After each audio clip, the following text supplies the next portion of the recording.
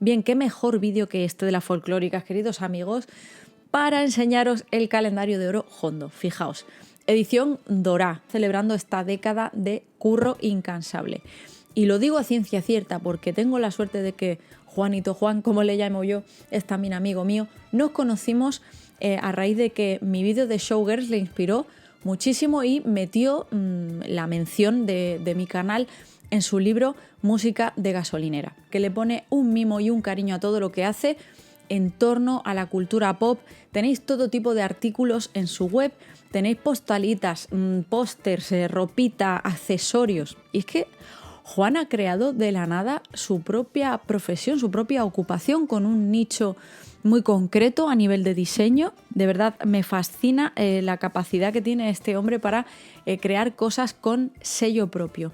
Fijaos qué maravilla. Os voy a estar enseñando también detallitos más concretos. Tenéis un 15% de descuento en todos los productos de la web de Orojondo. Aprovechad ahora para los regalitos de Navidad. Podéis utilizar mi código Maritere15 durante todo el mes de noviembre y diciembre y triunfar con los vuestros, con vuestros amigos, con vuestras tías.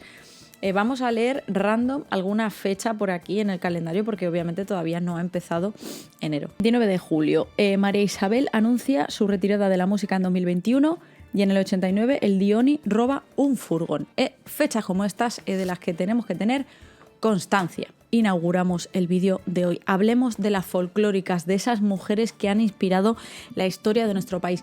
No solo del nuestro, sino también probablemente de los vuestros en LATAM, como María Félix. Las folclóricas no solo son cosa de aquí, esto se extiende a todos los rincones del planeta.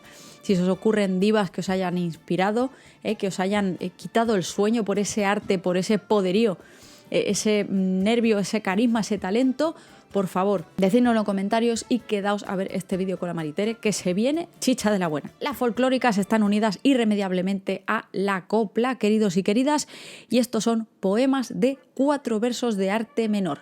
Tenemos la seguidilla, la redondilla. El contenido de las letras son coloquiales, directas, muy sentidas, a través de las cuales estas folclóricas brillaron absolutamente en su momento y aún a día de hoy, porque esto es algo que perdura hasta nuestros días. Forman también parte irremediable de nuestro folclore hispano. Y digo esto tal y como hemos iniciado el vídeo, esto también ocurre en LATAM. Y la copla también llegó a LATAM, lo que pasa es que fue cambiando en su forma dependiendo de la región.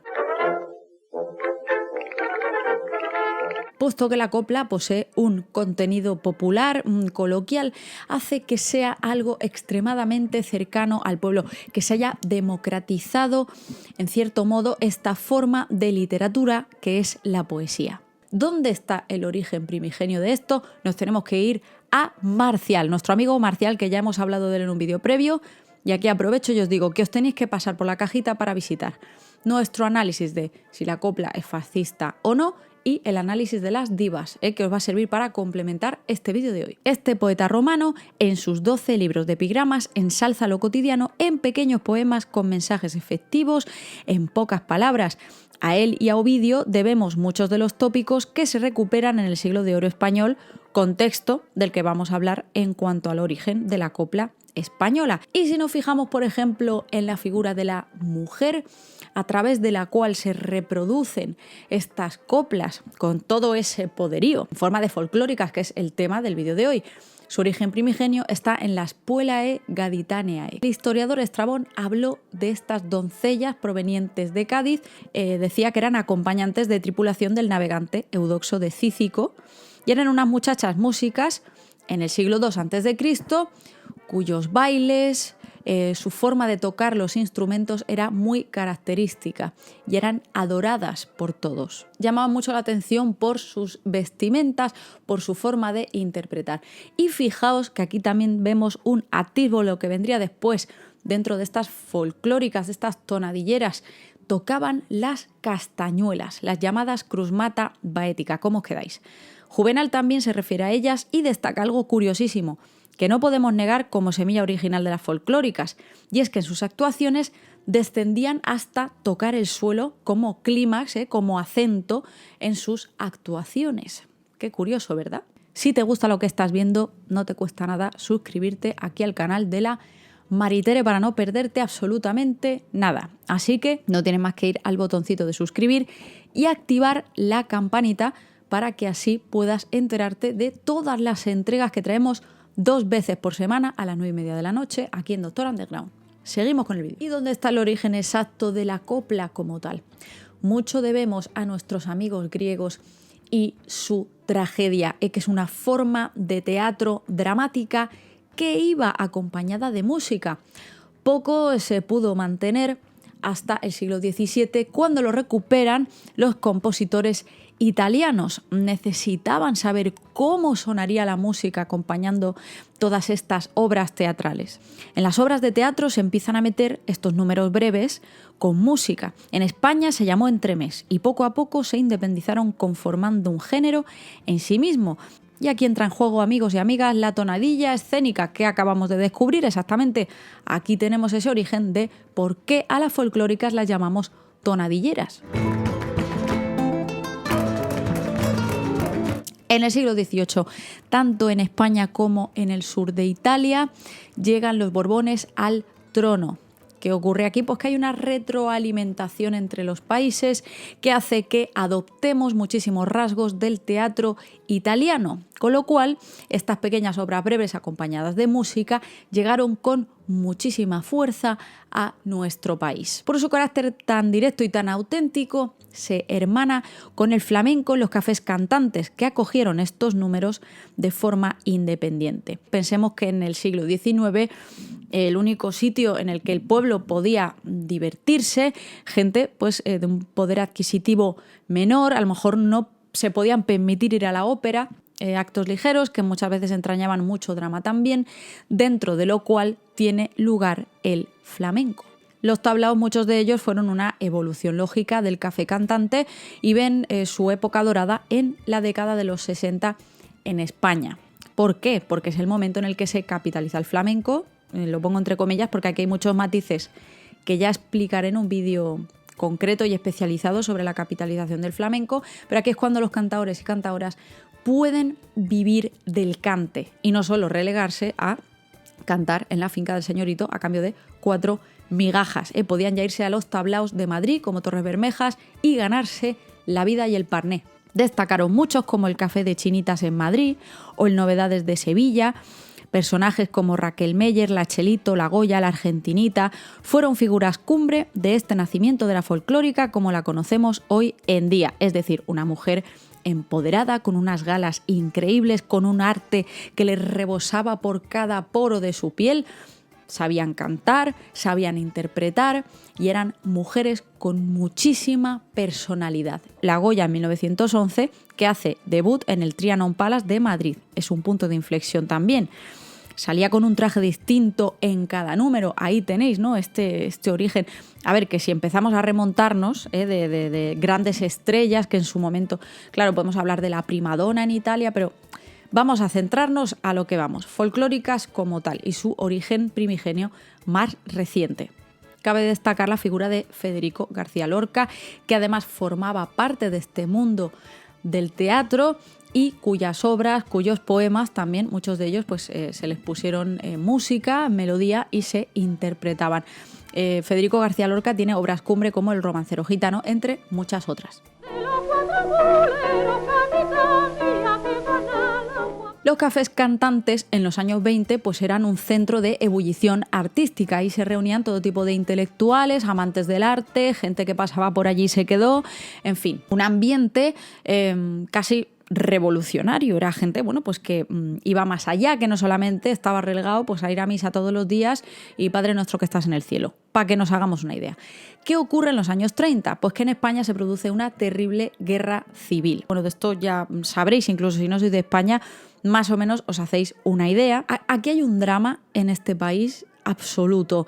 Se divide en pueblos, se divide en ciudades, se divide en familias. Como toda guerra, ya os digo, es una experiencia absolutamente traumática para un país y en España pues no iba a ser menos.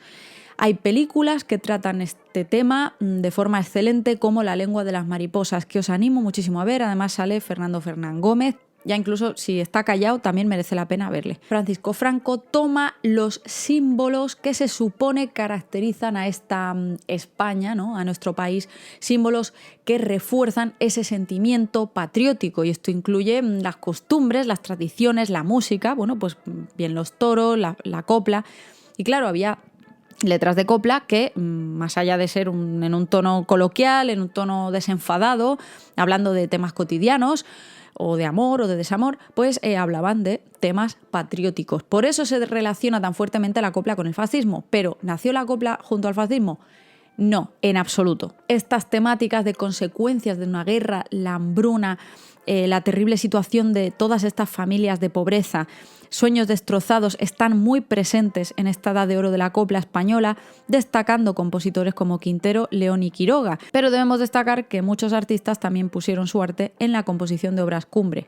Una de mis favoritas es El emigrante, de Juanito Valderrama, y Niño Ricardo, que es uno de mis cantadores favoritos. No se dedicaba especialmente al flamenco, aunque también hizo algunas cositas en algún palo concreto, pero en la copla brilló el talento de Juanito Valderrama muchísimo, sobre todo con este vibrato, esta voz aterciopelada que tiene, que amo con todo mi ser, en la guerra civil cuando luchaba en un batallón de la CNT. En relación con el título de la canción, Valderrama manifestaba en 2004: escribí El emigrante al ver llorar a los españoles que se fueron a Marruecos. Yo le hubiera puesto El exiliado, pero me habrían fusilado. Esta copla se ha convertido en un himno para los españoles emigrantes. A Franco le encantaba este tema, incluso pedía a Juanito que lo cantara para él, y Juanito, claro, no entendía nada, decía, pero este hombre no se entera de la misa a la media. Por eso, en el tema de copla, de sus letras, de su contenido, hay muchos matices, hay muchos temas que parece que dicen una cosa, pero dicen otra. Y aquí, bueno, pues en estas décadas de dictadura se interpretaron las cosas como les dio la gana. Concha Piquer y Esther Rita Castro son figuras representativas de lo más cercano también a las folclóricas que amamos hoy en día. La Piquer rodaba con una compañía de teatro que incluso llegó a actuar a nivel internacional. Marifé de Triana, Juanita Reina, Imperio Argentina, La Niña de la Puebla, Niña de los Peines también hicieron sus pinitos en copla, bueno, pues que era el género del momento. Era lo que era, entre comillas, mainstream y daba dinerito, así que pues mucha gente del flamenco pues también se unió al carro. Carmen Sevilla, Sara Montiel, en fin, generación tras generación tras generación. Muchas de ellas también hicieron sus pinitos en el cine, lo cual hizo que se ensalzara aún más, si cabe, su figura. ¿De dónde viene esto de que la folclórica pues es una mujer empoderada, independiente? Pensemos que Raquel Meyer ya ganaba más que Carlos Gardel. Si me estáis viendo desde Argentina, pues oye, ahí lo lleváis. Como mujer sola, independiente, ganando su propio dinero, sin un hombre al lado a través del cual brilla, sino que brilla por sí misma. En muchas ocasiones ni siquiera se le atribuía ninguna pareja, iban navegando de un lado para otro, actuando solas, hacían lo que les daba la gana. O sea, si en sus letras hablaban de cosas incluso que rozaban ahí la indecencia respecto a la censura, muchas veces como que se les daban ciertas licencias, lo cual no quiere decir que se encontraran con muros continuamente. Tenéis ahí un grupo de personas que se encargaban de censurar todo lo que no estuviera alineado con el régimen. Vaya coñazo. No solamente a nivel de letras, sino a nivel de cómo ponías tú el show, cómo te vestías, cómo te maquillabas, etc. Abrid las orejas de goma que os voy a contar unas cosas. Hablaban de temas sin tabúes, con dobles sentidos y giros inesperados. Por ejemplo, la bien paga. Debido a la censura, a pesar de alterarse, el mensaje yo creo que estaba bastante claro. Además, que se hablasen temas tabú por parte de mujeres añade aún más atrevimiento si cabe. La Jurado cantaba, pues hace tiempo que no siento nada al hacerlo contigo, ¿vale? Que junto a Manuel Alejandro pues es uno de los grandes dúos folclórica-compositor de la historia de nuestro país, ¿vale? Pensemos que en esa época pues que la mujer pensara en el divorcio, que la mujer fuese infiel, etcétera, pues era de verdad absolutamente impensable e intolerable. Incluso décadas después de que terminara el régimen, Ojo al parche. La fascinación por las tonadilleras, esta adoración extrema, por ejemplo, os pongo el ejemplo de Isabel Pantoja. Isabel Pantoja se vio envuelta en un caso muy sonado de corrupción, de los más grandes que ha habido hasta la fecha en España, que se llama Caso Malaya. Estamos hablando de dinero público que se metieron en los bolsillos a expuertas a través de muchísimas operaciones fraudulentas. En fin, no nos vamos a meter aquí, pero Cuando esta mujer la metieron en la cárcel, la gente se agolpaba en la puerta de la prisión pidiendo que la sacaran. En Lola Flores, pues Hacienda le puso un multazo porque estuvo 2 años sin declarar lo que ganaba. Y la tía con 2 narices salió en la televisión diciendo que, oye, que ella era la Lola, que cómo iban a hacer eso y que, oye, que todos los españoles pusieron una peseta para ayudarla. ¿Con esto qué quiero decir? Vamos a ver, la folclórica no tiene por qué agradarte ni tiene por qué complacerte. Estamos hablando de un contexto histórico en el que, primero, no había redes sociales, ¿vale? Entonces, a lo mejor si eras una persona en el mundo del espectáculo, bueno, estás acostumbrada a que te vieran y a verte en televisión, pero estamos hablando de los años 50, 60, 70. La gente que tenía televisión en casa da gracias. Y cuando te veían era un acontecimiento por todo lo alto. Y tú como artista no estabas tan pendiente de ti mismo, tan consciente de lo que decías o dejabas de hacer. En España esto ha empezado, y en todo el mundo, pues con redes sociales como Twitter ya no puedes hacer un comentario de mierda sin que la gente pueda opinar sobre ello. La opinión pública. En aquella época, pues lo que tú opinaras o dejaras de opinar y tú eras de un pueblo de Huelva, pues, oye, se la sudaba al pairo. Es que vemos un claro ejemplo también como en las divas de la ópera, ¿no? Como María Callas, en fin. Daba igual, fueras más o menos perfecta o imperfecta, se te perdonaba prácticamente todo. No estás alardeando de nada, tú eres como eres y ya está. La Lola lo ha dicho siempre, por activa y por pasiva, o sea, quiero decir, nunca ha tenido pelos en la lengua. Lo que ves es lo que hay. Ellas eran así de forma natural, o sea, eran ellas en esencia. Por eso, aunque nos guste o no, la versión de Se nos rompió el amor, esta de Rosalía, en los Grammy Latinos y Rocío Jurado, como dice Mr. Abelain, claro, es que estamos hablando de contextos completamente distintos. Cuando Rocío Jurado interpretaba Se nos rompió el amor, es que se lo creía hasta el extremo. Al igual que otras muchas letras de Manuel Alejandro maravillosas que interpretó Rocío Jurado, que acababa hasta llorando en el escenario y que nos ponía los pelos de punta, porque era una época en la que realmente que una mujer cantara estas cosas, que una mujer empoderada estuviera arriba con sus escotazos o con sus vestidazos, claro, era algo emocionante de verdad. Hoy en día que se haga eso, pues bueno, pues no es tan rompedor. Otro punto esencial, ¿por qué son iconos LGBTI? Siempre lo han sido, siempre lo serán, y yo os voy a explicar aquí las razones que yo creo que hacen que el colectivo se sienta muy unido a las folclóricas. En primer lugar, una de esas figuras representativas, ¿no?, de esa folclórica que es Paco España, de esas figuras primigenias surgidas en la libertad postfranquista, un artista canario que en los años 60 empieza a hacer sus pinitos como cantante, bailarín y transformista. Mucho hay que agradecerle además de los cimientos del arte drag en nuestro país. Aquí os voy a estar poniendo algunas fotos.